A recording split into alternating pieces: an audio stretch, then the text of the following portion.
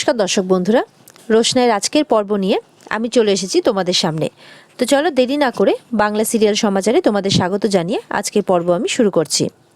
তো দেখা যাচ্ছে গরিমা বলছে, যেই সমস্ত লোকেদের আমরা আমাদের বিয়েতে আমাদের পার্টিতে ইনভাইট করি, আমাদের বিয়েতে ইনভাইট করব, সেই সমস্ত লোকেরা রোশনাইয়ের বিয়েতে আসবে।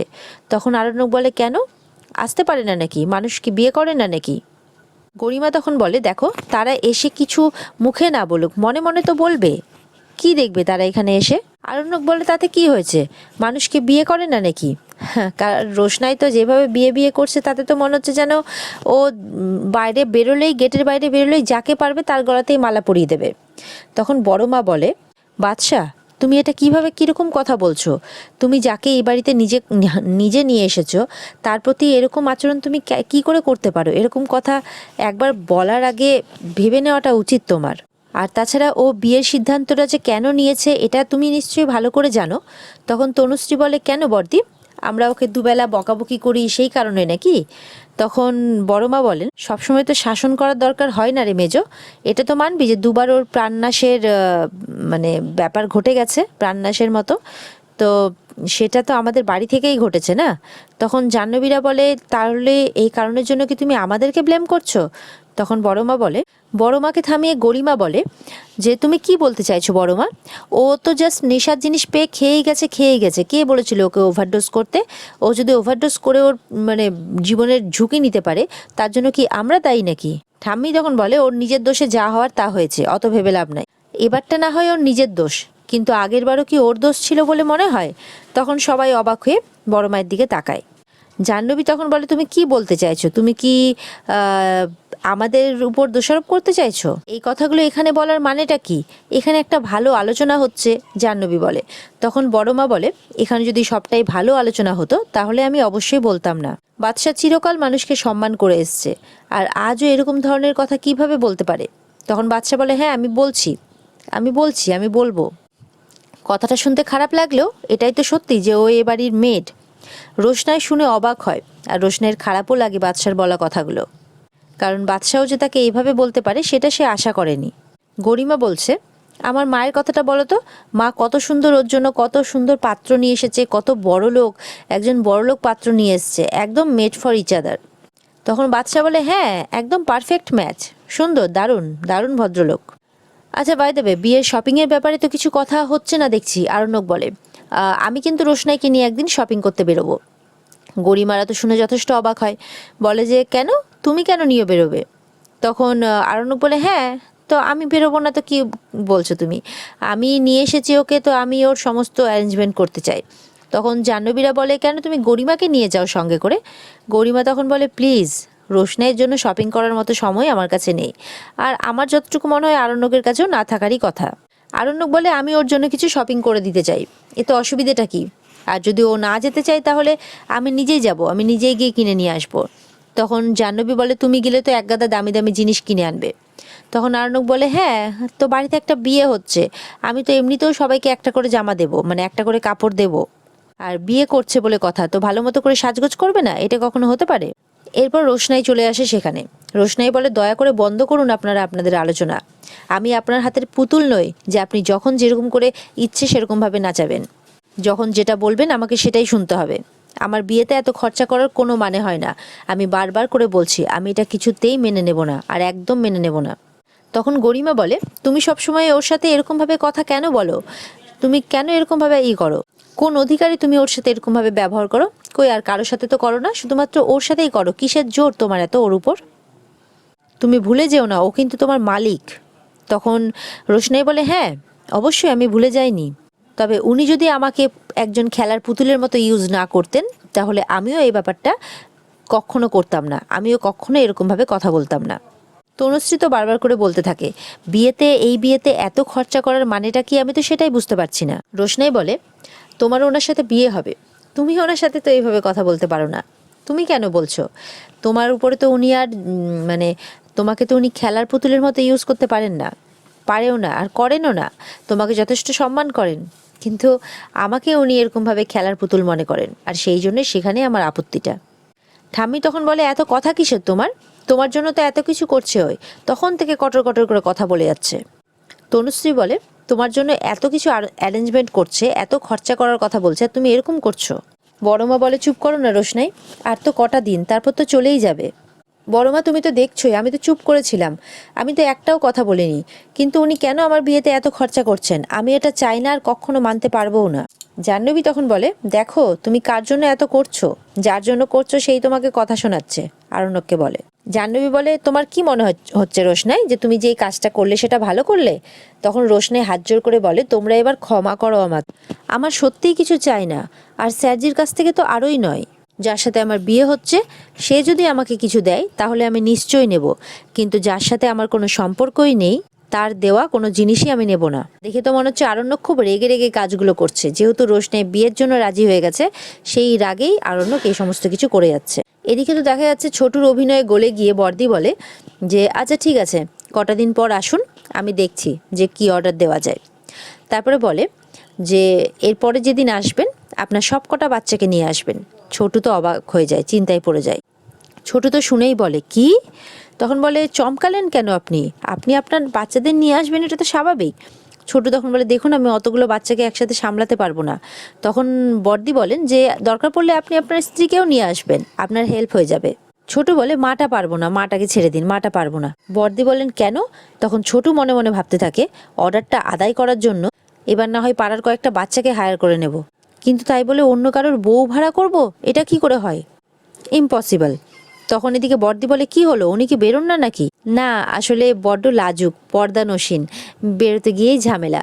তখন বর্দি বলেন, আমার তো মনে হয় আপনার মতো বাচ্চার লোকের সাথে থাকতে থাকতে উনি মূক ও বধির হয়ে গেছেন। ছোট বলে, যা কি যে বলেন না আপনি। তখন বর্দি বলে, এবার আপনি আসুন। তা কবে আসবো? বর্দি বলে, যেদিন সবকটা বাচ্চাকে সঙ্গে করে নিয়ে আসতে পারবেন সেদিন। ছোট তখন মনে মনে ভাবে, এ তো বিশাল ঘাঘুমাল, ঠিক সমঝে নিয়েছে আমি মিছে কথা বলছি। না না দিদিমণি, একবার বুক লিস্টটা যখন তোমাকে ঘচাতে পেরেছি তখন অর্ডারটাও আমি তোমার কাছ থেকে আদায় করেই ছাড়বো। তার জন্য ছটা বাচ্চা আমি জোগাড় করব। বর্দি বলে, কি হলো, এবার আপনি আসুন। ছোট চমকে ওঠে, বলে, হ্যাঁ হ্যাঁ এবার আমি আসি। ছোট বলে, তাহলে আসি কি? তার বর্দি বলে, দয়া করে আসুন।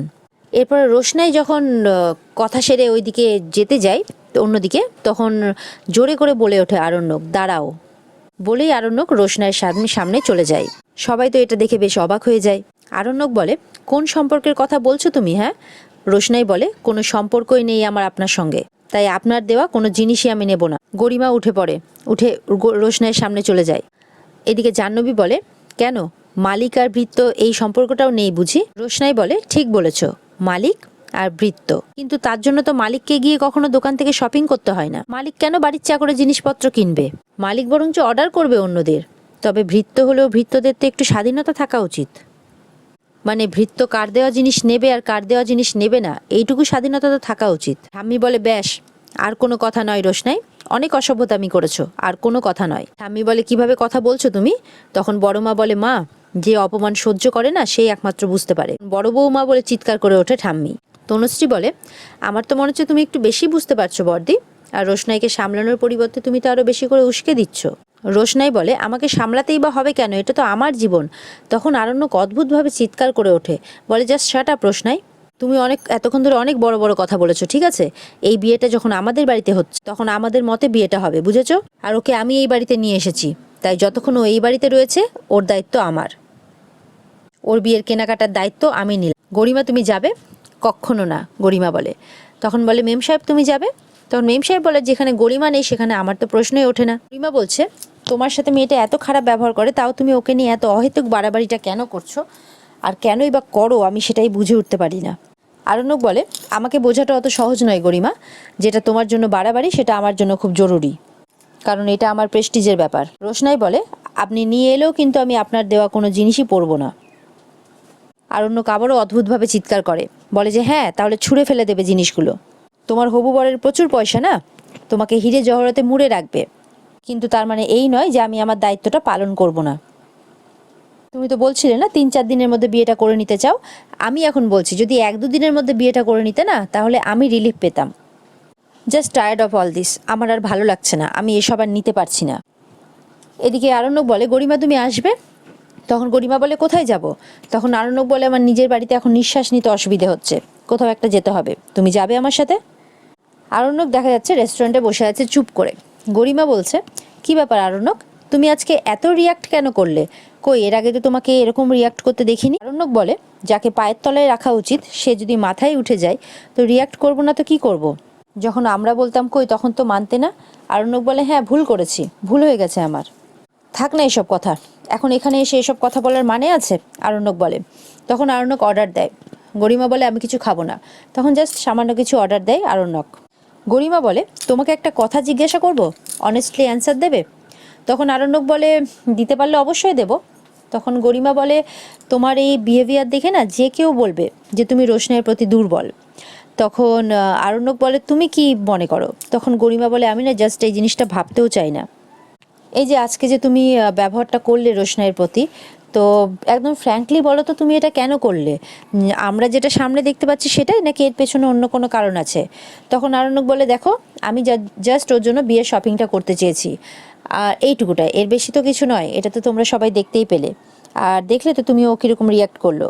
তখন গরিমা বলে, এক্স্যাক্টলি, এটা আমার আরও একটা প্রশ্ন যে ও তোমার সাথে এরকম রিয়াক্ট কী করে করতে পারে, কেন করে? আরণ্যক বলে, জাস্ট বিকজ হয়তো আমি ওকে এই বাড়িতে নিয়ে এসেছি সেই জন্যই আমাকে বলছে। তখন গরিমা বলে, এক্স্যাক্টলি আমি সেটাই বলতে চাইছি, হয়তো তোমার জায়গায় যদি অন্য কেউ থাকতো তাহলে হয়তো অন্য কোনো ব্যবস্থা নিত এরকম রিয়াকশানের জন্য, কিন্তু তুমি তো দেখো তুমি ওকে এই বাড়িতে নিয়ে এসছো বলে একটার পর একটা ঘটনা কিন্তু ঘটেই চলেছে, আর প্রত্যেকবার তুমি আমাকে বুঝিয়েছো যে ওর সাথে তোমার কোনো সম্পর্ক নেই। তখন আরণ্যক বলে, তুমি এই কথাগুলো কেন বলছো বলো তো, আমাকে ভালো লাগছে না শুনতে। দেখো আরণ্যক, এর আগে যখন তুমি রোশনাইয়ের সাথে ভালো ব্যবহার করেছিলে তখন কিন্তু আমার অতটা ধাক্কা লাগেনি, কিন্তু জানি না কেন আজকে যখন তুমি রিয়াকশানটা দিলে ওর প্রতি এরকমভাবে, তখন আমার একটা ধাক্কা লাগলো। আরণ্যক বলে, এক্স্যাক্টলি, তোমাকে মানে তুমি, আরণ্যক তখন বলে আর কি যে একটা মেয়ে যদি আমাকে সারাক্ষণ অ্যাটিটিউড দেখায় তাহলে তার প্রতি আমার রিয়াকশানটা কেমন হওয়া উচিত তুমি বলো। তখন গরিমা বলে, এক্স্যাক্টলি, আমি তো সেটাই বলতে চাইছি, একটা মেয়ে তোমাকে এতটা অ্যাটিটিউড কিভাবে দেখাতে পারে, আমি তো সেটাই বুঝতে পারছি না।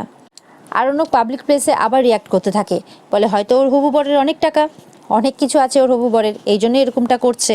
তখন গরিমা বলে, রিল্যাক্স, এটা পাবলিক প্লেস। দেখা যাচ্ছে রোশনাই ঘরে বসে কাঁদছে। তখন বড় মা আসে, বলে, কি হয়েছে মা? রোশনাই বড় মাকে দেখে চুপ করে যায়।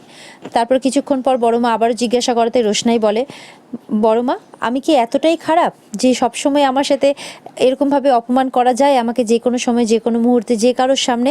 আমি কি এতটাই খারাপ? 4-5 দিন পর তো আমি চলেই যাব এখান থেকে, তাও কেন আমার সাথে এরকম করে? তখন বড় মা বলে, ভুলে যাও মা, সব কিছু ভুলে যাও। যার সাথে তোমার বিয়ে হচ্ছে সে বয়সে হয়তো অনেকটা বড়, কিন্তু যদি মানুষ হিসেবে ভালো হয় তাহলে তাহলে তোমাকে অনেক ভালো রাখবে, আর ঈশ্বর করুক তোমরা অনেক ভালো থাকো। রোশনাই বলে, আমার কোনো স্বপ্নে আর কোনো দিন পূরণ হবে না বড় মা। তখন বড় মা বলে, কি স্বপ্ন দেখেছিলে? ডান্সার হওয়া, তাই তো? তখন রোশনাই এই সমস্ত কিছু না ভেবে ও আরণ্যকের সাথে যে বিয়ে হয়েছিল সেই মুহূর্তটার কথাই ভাবতে থাকে। এদিকে দেখা যাচ্ছে আরণ্যকের চোখ মুখ পুরো লাল হয়ে গেছে। গরিমা বলছে, তোমার চোখ মুখ তো একদম লাল হয়ে গেছে, এমনভাবে তুমি কথা বলছো না যেন দেখে তোমাকে মনে হচ্ছে যে রোশনাইয়ের বিয়ে হয়ে যাচ্ছে বলে তোমার খুব খারাপ লাগছে। আরণ্যক বলে, এসব তুমি কি বলছো বলো তো? তখন গরিমা বলে, আর কি বলবো বলো তো আমি, তোমার আচরণটা না খুব অদ্ভুত লাগছে আমার। ইনফ্যাক্ট শুধু আমি একা নয়, বাড়ির সবাই তোমার আচরণ দেখে জাস্ট অবাক হয়ে যাচ্ছে। একটা মেয়ে যদি সবসময় আমাকে চ্যালেঞ্জ করে, আমার সাথে খারাপ ব্যবহার করে, আমার সাথে তর্ক করে, আমি কি চুপ করে বসে থাকবো? আমি কি ওকে শাসন করার চেষ্টা করব না? আমি কি ওকে থামাবো না? গরিমা তখন হাসে আর বলে, তারপরেও তুমি তার জন্য জামা কাপড় কিনবে। দেখো গরিমা, যে বিয়েটা হচ্ছে এটা কিন্তু একটা পাবলিক ম্যানেজমেন্ট, সুতরাং মানে পাবলিকের মধ্যেই হবে, সুতরাং যা যা দরকার আমি ঠিক ততটুকুই করবো, ততটুকুই দেবো। আর আফটার অল ওর দায়িত্বটা তো আমি নিয়েছি না, বিয়েটা তো আমাদের বাড়ি থেকে হচ্ছে। এটা ঠিক যে তোমার মা বিয়েটা দিচ্ছেন, কিন্তু হচ্ছে তো আমাদের বাড়ি থেকে, এবার ওকে তো খালি হাতে পাঠাতে পারি না। গরিমা এই কথাগুলো জাস্ট ভালো লাগছে না শুনতে। আর এখানে আজকের পর্ব শেষ হয়ে যায়। তো বন্ধুরা, যদি ভালো লেগে থাকে অবশ্যই লাইক, কমেন্ট আর সাবস্ক্রাইব করে দেবে চ্যানেলকে। দেখা হচ্ছে তোমাদের সাথে আগামীকালকে রোশনাইয়ের নতুন পর্ব নিয়ে। ততক্ষণ সবাই ভালো থাকবে।